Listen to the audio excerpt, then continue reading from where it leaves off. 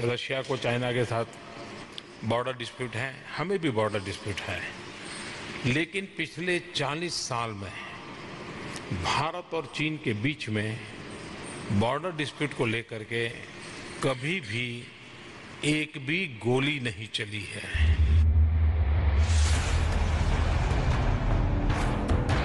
ये सच है कि पिछले 50 साल में भारत और चीन के बीच बॉर्डर पर एक भी गोली नहीं चली, लेकिन जब आखिरी बार गोली चली थी तो वो चीन पर भारी पड़ी थी।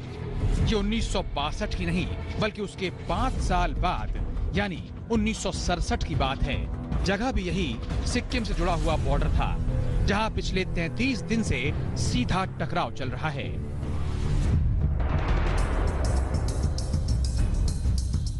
ये नाथुला और चोला की लड़ाई थी जो 11 सितंबर 1967 को शुरू हुई। नाथुला पर 11 सितंबर से 14 सितंबर तक छोटा युद्ध हुआ था। चोलाला में 1 अक्टूबर को भारत और चीन के सैनिक टकराए थे। इस इलाके में भी चीन के सैनिक अपना इलाका बताते हुए घुसे थे। तब सिक्किम भारत में शामिल नहीं हुआ था और वहां राजशाही लागू थी। भारतीय सेना ने चीन के 340 सैनिकों को मार गिराया था। 450 सैनिक घायल हुए थे।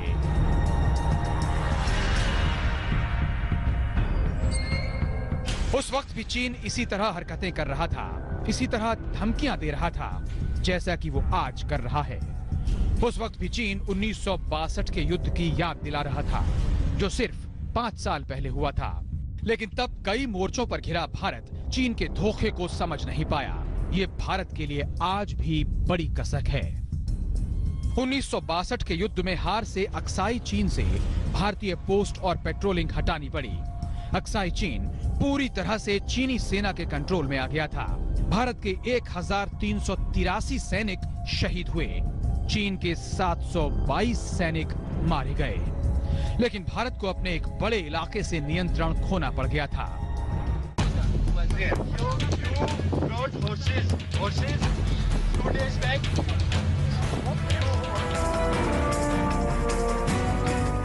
इसके बावजूद 5 साल बाद जब सिक्किम बॉर्डर पर चीन ने वही हरकतें शुरू की जो 1962 से पहले वो कर रहा था, और उसे लगता है कि 1962 के युद्ध के बाद मानसिक तौर पर कमजोर भारत को सिक्किम में भी पछाड़ देता, तो भारतीय सेना और सैनिकों ने सिक्किम में उसके हर भ्रम को तोड़ दिया।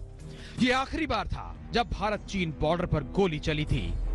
आज भी चीन सिक्किम बॉर्डर पर वैसा ही माहौल बनाने में जुटा है।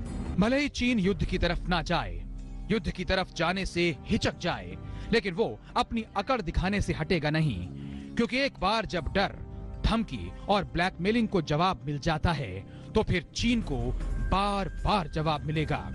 शायद यही वजह है कि चीन लगातार इस सिक्किम बॉर्डर पर टेंशन को अपनी नाक की लड़ाई बना रहा है, जिसमें चीन के अखबार और जानकार यहां तक कह रहे हैं कि अगर युद्ध की कीमत पर यह होता है तो चीन इसे भी होने देगा। लेकिन युद्ध का रास्ता चीन आज के हालात में चुनेगा, ऐसा कूटनीतिक और व्यापारिक समीकरणों में फिट नहीं बैठता। वो सिर्फ डरा धमका कर अपना काम चलाना चाहता है। आज तक ब्यूरो।